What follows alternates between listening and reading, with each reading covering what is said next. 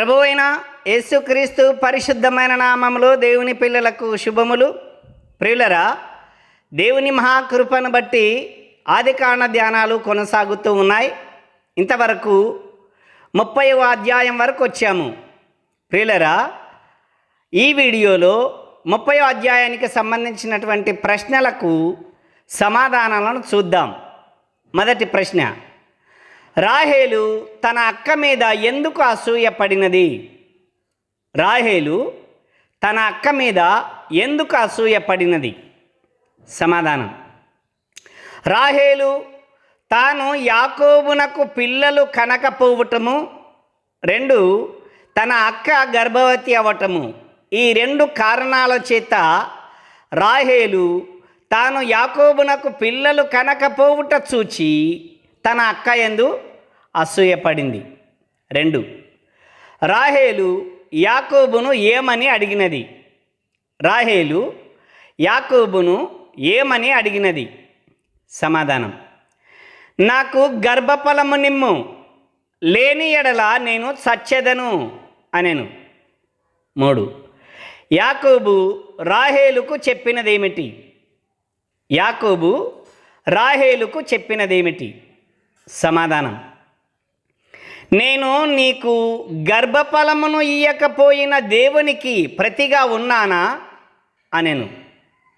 4 రాహేలు తన దాసి అయిన బిల్హాను గూర్చి యాకోబుకు చెప్పినదేమిటి?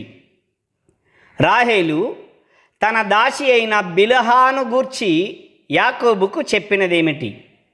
సమాధానం, నా దాసి అయిన బిల్హా ఉన్నది కదా, ఆమెతో పొమ్ము, ఆమె నా కొరకు పిల్లలను కనును, అలాగున ఆమె వలన నాకు పిల్లలు కలుగుదురు అని చెప్పాను.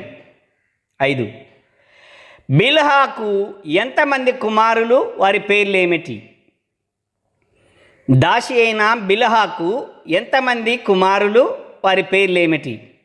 సమాధానం, 2 కుమారులు, 1 దాను, 2 నప్తాలి.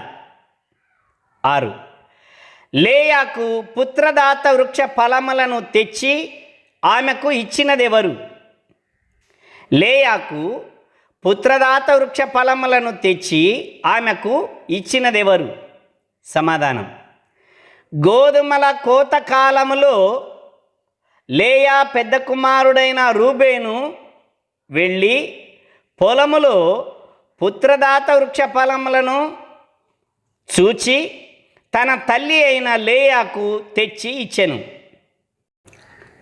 7 పుత్రదాత వృక్ష ఫలములను అడిగినందుకు లేయా రాహేలుతో అన్నదేమిటి? పుత్రదాత వృక్ష ఫలములను అడిగినందుకు లేయా రాహేలుతో అన్నదేమిటి? సమాధానం, నా భర్తను తీసుకొంటివే, అది చాలదా? ఇప్పుడు నా కుమారుడు తెచ్చిన వృక్ష ఫలములు కూడా తీసుకొందువా అనెను. 8 లేయాకు పుట్టిన 5వ కుమారుని పేరు, 6వ కుమారుని పేరు, అలాగే కుమార్తె పేరేమిటి? లేయాకు పుట్టిన 5వ కుమారుని పేరు, 6వ కుమారుని పేరు, అలాగే కుమార్తె పేరేమిటి? సమాధానం, 5వ కుమారుని పేరు ఇస్సాకారు, 6వ కుమారుని పేరు జబూలూను, కుమార్తె దీనా. 9 దేవుడు రాహేలును జ్ఞాపకము చేసుకొనగా రాహేలు కనిన మొదటి కుమారుని పేరేమిటి? దేవుడు రాహేలును జ్ఞాపకము చేసుకొనగా రాహేలు కనిన మొదటి కుమారుని పేరేమిటి? సమాధానం, యోసేపు.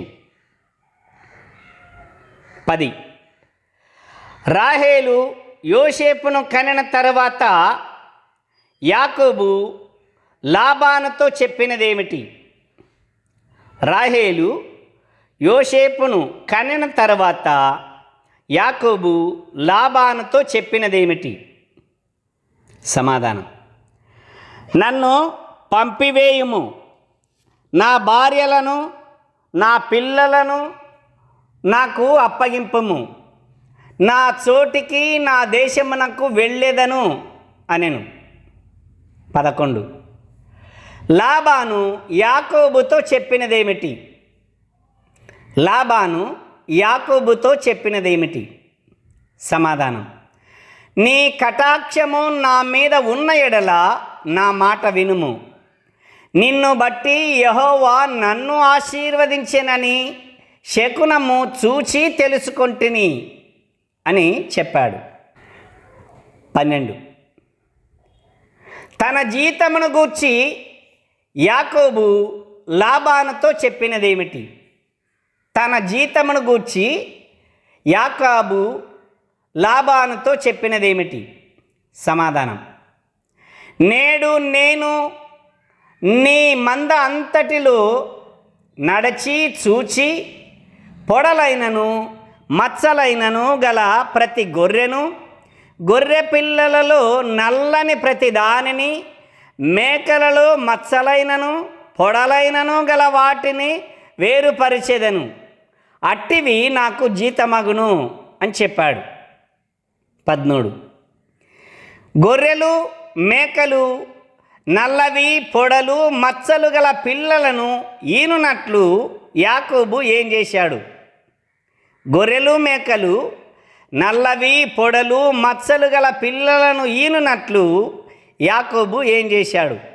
సమాధానం: యాకోబు చినారు జంగిపాలు అను చెట్ల చువ్వలను తీసుకొని ఆ చువ్వలలో తెల్లచారలు కనబడినట్లు అక్కడక్కడ దాని తొక్కలను ఒలిచి మందలు నీళ్లు త్రాగవచ్చినప్పుడు అవి చూలు కట్టుటకు అతడు తాను ఒలిచిన చువ్వలను మందలు త్రాగుటకు వచ్చు కాలువలలోను నీళ్ల గాళ్లల్లోనూ వాటి ఎదుట పెట్టగా మందలు ఆ చువ్వల ఎదుట చూలు కట్టి చారలైనను పొడలైనను మచ్చలైనను గల పిల్లలను ఈనెను.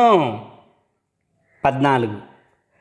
మందను భాగాలు చేయగా లాబానుకు వచ్చిన మంద ఎలా ఉన్నది? యాకోబుకు వచ్చిన మంద ఎలా ఉన్నది? మందను భాగాలుగా చేయగా లాబానుకు వచ్చిన మంద ఎలా ఉన్నది? యాకోబుకు వచ్చిన మంద ఎలా ఉన్నది?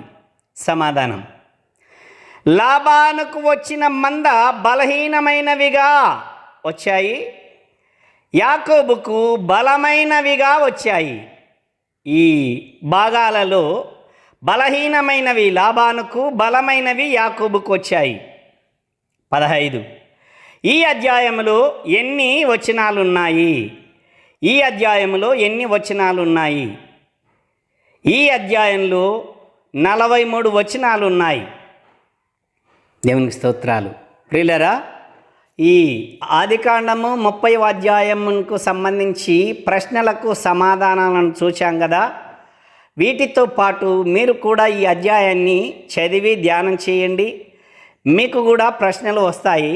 ఆ ప్రశ్నలకు సమాధానాలను వెతికే క్రమంలో మీరు ధ్యానం చేయటం వల్ల వాక్యమందు బలపడగలరని ప్రేమతో మీకు మనవి చేస్తున్నాను. దేవుడు మిమ్మును దీవించును గాక. ఆమేన్.